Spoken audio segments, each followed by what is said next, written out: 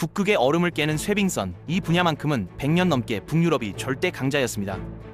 핀란드와 노르웨이가 전 세계 쇠빙선의 90% 이상을 설계하고 건조해왔고 누구도 감히 도전하지 못했던 독점 시장이었죠. 그런데 2025년 12월 이 철옹성 같던 시장에 균열이 생겼습니다. 스웨덴이 차세대 쇠빙선 발주를 놓고 공개 입찰을 진행했는데 당연히 이길 줄 알았던 핀란드 조선소가 한국 업체한테 무릎을 꿇은 겁니다.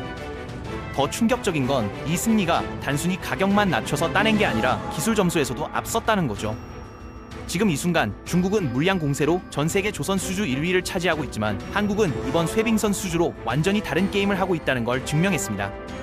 오늘은 HD 현대중공업이 어떻게 북유럽 쇠빙선 독점 체제를 무너뜨렸는지, 그리고 이 한방이 중국과의 조선업 전쟁에서 왜 결정적인 한 수가 되는지 낱낱이 파헤쳐 보겠습니다.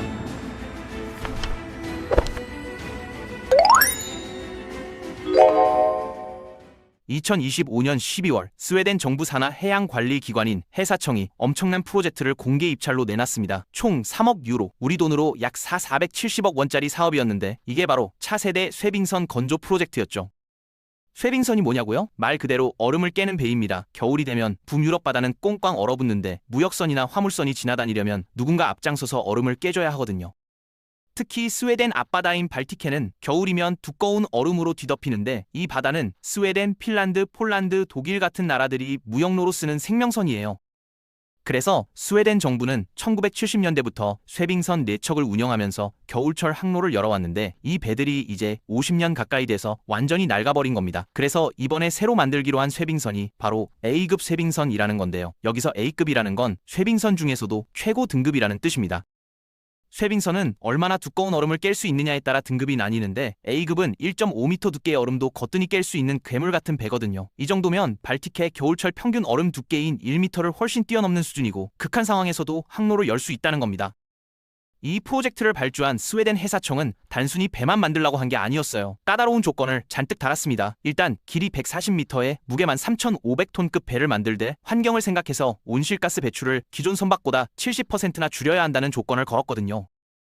여기서 등장한 게 메탄올 듀얼 퓨얼 추진 시스템이라는 기술인데요. 이름만 들으면 어렵지만 원리는 간단합니다. 일반 배들은 중유라는 기름을 떼서 움직이는데 이게 엄청난 온실가스를 뿜어내거든요. 그래서 요즘엔 메탄올이나 LNG 같은 좀 더 깨끗한 연료로 바꾸려는 움직임이 전 세계적으로 일어나고 있습니다. 듀얼 퓨얼이라는 건 두 가지 연료를 모두 쓸 수 있다는 뜻인데 메탄올이라는 친환경 연료를 주로 쓰다가 필요하면 기존 연료로도 전환할 수 있는 시스템이에요. 이렇게 하면 탄소 배출을 70% 가까이 줄일 수 있고 EU가 요구하는 환경 기준도 맞출 수 있는 거죠. 그런데 이 기술이 말처럼 쉬운 게 아닙니다. 메탄올은 중유보다 훨씬 다루기 까다롭거든요. 저장 탱크도 특수하게 만들어야 하고 엔진도 메탄올에 맞게 설계해야 하고 무엇보다 극한의 추위에서도 메탄올이 얼지 않게 관리하는 기술이 필요합니다. 발티케는 겨울이면 영하 30도까지 내려가는 곳인데 이런 환경에서 메탄올 시스템을 안정적으로 작동시키려면 엄청난 기술력이 필요한 거죠. 그래서 스웨덴 해사청은 입찰 참가 업체들한테 이 기술을 실제로 구현할 수 있는지 증명하라고 요구했고 HD 현대중공업이 그걸 해낸 겁니다. 이번 프로젝트가 더 특별했던 이유는 EU가 돈을 대줬다는 점입니다. EU에는 겨울항해 바다 고속도로 3단계 프로그램이라는 긴 이름의 지원 사업이 있는데요. 쉽게 말하면 북유럽 국가들의 겨울철 무역로를 안전하게 유지하기 위해 EU가 돈을 보태주는 겁니다. 발티케는 유럽 북부 국가들한테는 목숨줄 같은 바닷길이거든요. 이 항로가 막히면 무역이 마비되고 경제가 타격을 받으니까 EU 차원에서 지원해주는 거죠. 이번 스웨덴 쇠빙선 프로젝트도 이 프로그램에서 510만 유로를 지원받았고 나머지는 스웨덴 정부 예산 98%에 핀란드가 일부 부담하는 구조였습니다. 왜 핀란드가 돈을 내느냐고요? 발티케는 핀란드도 공유하는 바다니까 스웨덴 쇠빙선이 핀란드 항구로 가는 배들도 도와주거든요. 어쨌든 중요한 건 EU 돈이 들어간 만큼 입찰 과정이 철저하게 투명하고 공정하게 진행됐다는 겁니다. EU 조달법이라는 까다로운 규정에 따라 모든 걸 공개하고 평가 기준도 명확하게 세워야 했어요. 그래서 핀란드 조선소들이 나중에 불공정하다고 항소했지만 스웨덴 해사청은 우리는 규정대로 다 했다고 버틸 수 있었던 겁니다. 자, 이제 본격적으로 입찰 경쟁 이야기를 해볼까요? 처음에는 당연히 핀란드 업체들이 유리해 보였습니다. 핀란드의 DNY 조선소는 헬싱키와 라우마에 쇠빙선 전문 시설을 갖춘 곳이었고 라우마 마린이나 VARD 같은 다른 북유럽 조선소들도 참여했거든요.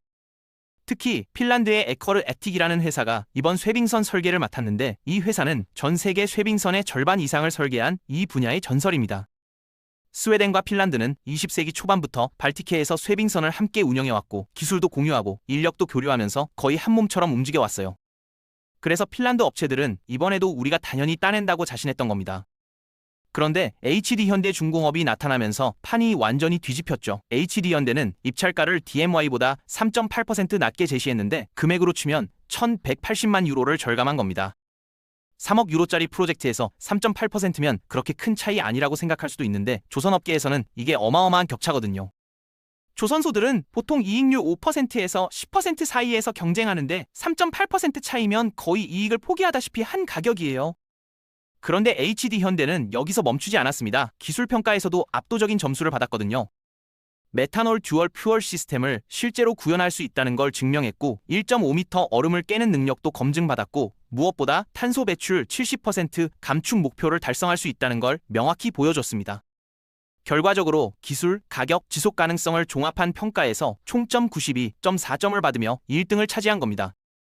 핀란드 업체들은 즉각 반발했죠. DNY는 스웨덴 행정법원에 항소하면서 평가 기준이 불공정했다고 주장했고 다른 핀란드 조선소들도 우리 기술력이 더 높은데 왜 한국을 뽑았느냐고 따졌습니다. 하지만 스웨덴 해사청은 단호했어요. 모든 절차가 EU 조달법을 준수했고 우리가 요구한 기술, 가격, 환경 기준을 가장 잘 충족한 업체를 선택했다며 HD현대의 손을 들어준 겁니다.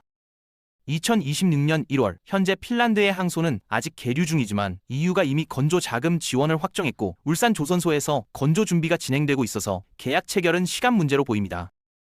그럼 핀란드는 왜 졌을까요? 여러 이유가 있지만 가장 큰 건 규모의 차이입니다. 핀란드는 인구 550만 명의 작은 나라고 조선소도 한국에 비하면 훨씬 작거든요. HD현대중공업 울산조선소는 세계 최대 규모인데 여기선 동시에 수십 척의 배를 만들 수 있어요. 이렇게 큰 규모로 운영하다 보니 부품 조달 비용도 낮추고 인력 운용도 효율적으로 하고 결과적으로 가격 경쟁력이 생기는 겁니다. 더 중요한 건 기술 축적이에요. HD현대는 지난 수십 년간 LNG 운반선이라는 초고난도 선박을 수백 척 만들어 왔습니다. LNG 운반선은 영하 163도의 액화 천연가스를 싣고 다니는 배인데 이걸 만들려면 극한의 온도에서도 견디는 특수 소재와 기술이 필요하거든요. 쇄빙선도 마찬가지예요. 영하 30도 추위에서 얼음을 깨면서 달리는 배니까 선체 강도도 어마어마해야 하고 엔진도 극한 환경에서 작동해야 하죠. HD현대는 LNG 운반선 만들면서 쌓은 극저온 기술과 특수 강제 가공 기술을 쇄빙선에 그대로 적용할 수 있었던 겁니다. 여기에 메탄올이나 암모니아 같은 친환경 연료 시스템은 한국 조선소들이 최근 몇 년간 집중적으로 개발해온 분야였어요. 유럽은 2030년까지 탄소 중립을 목표로 하고 있어서 앞으로 만들어지는 모든 배는 친환경 연료를 써야 하거든요. 한국 조선소들은 이 흐름을 미리 읽고 메탄올 추진선, 암모니아 추진선, LNG 추진선 기술에 막대한 투자를 해왔고 그 결과가 이번 쇄빙선 수주로 터진 겁니다. 반면 핀란드는 쇄빙선 설계에서는 세계 최고지만 대량 생산 능력이나 최신 친환경 기술 적용에서는 한국을 따라잡지 못했던 거죠. 결국 핀란드는 자기들이 설계한 쇄빙선을 자기들이 건조하지 못하고 한국한테 빼앗긴 셈이 됐습니다. 이건 마치 자기가 그린 설계도를 남한테 넘겨주고 구경만 한 격이니까 핀란드 입장에서는 분통이 터질만 하죠. 이제 중국과의 경쟁 이야기를 해볼까요? 사실 전 세계 조선업 수주 순위만 보면 지금 중국이 1위입니다. 중국은 벌크선이나 컨테이너선 같은 표준화된 배를 엄청난 물량으로 쏟아내면서 시장 점유율을 높여왔거든요. 벌크선은 석탄이나 철광석 같은 화물을 대량으로 실어 나르는 배고 컨테이너선은 우리가 흔히 보는 컨테이너를 수천 개씩 싣는 배인데 이런 배들은 설계가 표준화돼 있어서 양산하기 쉬워요. 중국은 값싼 인건비와 정부 지원으로 이런 배들을 미친 듯이 찍어내면서 가격 경쟁에서는 거의 무적이었습니다. 그런데 조선업에는 두 가지 게임이 있어요. 하나는 중국처럼 많이 만들어서 파는 양산 게임이고 다른 하나는 한국처럼 아무나 못 만드는 특수선을 고가에 파는 기술 게임이죠. HD현대중공업의 이번 쇄빙선 수주는 바로 이 기술 게임에서 한국이 압도적으로 앞서 있다는 걸 전 세계에 증명한 사건입니다. 중국도 쇄빙선을 만들 수는 있어요. 실제로 중국은 자국의 극지 연구를 위해 쇄빙 연구선을 건조한 적이 있고 러시아와 협력해서 북극 항로용 쇄빙선도 검토하고 있습니다. 하지만 중국이 만드는 건 주로 자국용이거나 러시아 같은 특정 국가와의 협력 프로젝트였고 EU 같은 까다로운 국제 입찰 시장에서 유럽 강자들을 제치고 수주한 적은 없었거든요. 반면 한국은 이번에 EU 조달법이라는 엄격한 기준 아래 공개 입찰에서 기술, 가격, 환경 모든 면에서 1등을 했습니다. 이게 왜 중요하냐면 앞으로 글로벌 조선 시장은 친환경 규제가 점점 더 강화되고 특수 목적 선박 수요가 늘어날 거거든요. EU는 2030년까지 탄소 배출을 대폭 줄이겠다고 선언했고 이미 암모니아나 메탄올 같은 친환경 연료를 쓰는 선박만 받겠다는 항구들도 생기고 있습니다. 중국은 아직도 기존 화석 연료 중심의 표준 선박 양산에 집중하고 있는데 한국은 벌써 몇 년 전부터 차세대 친환경 선박 기술에 막대한 투자를 해왔죠. 그 결과가 바로 이번 쇠빙선 수주로 나타난 겁니다. HD현대는 메탄올 듀얼 퓨얼 시스템으로 탄소 배출을 70% 줄일 수 있다는 걸 입증했고 이게 EU의 탄소 중립 목표와 완벽하게 맞아떨어지면서 핀란드를 이긴 결정타가 됐거든요.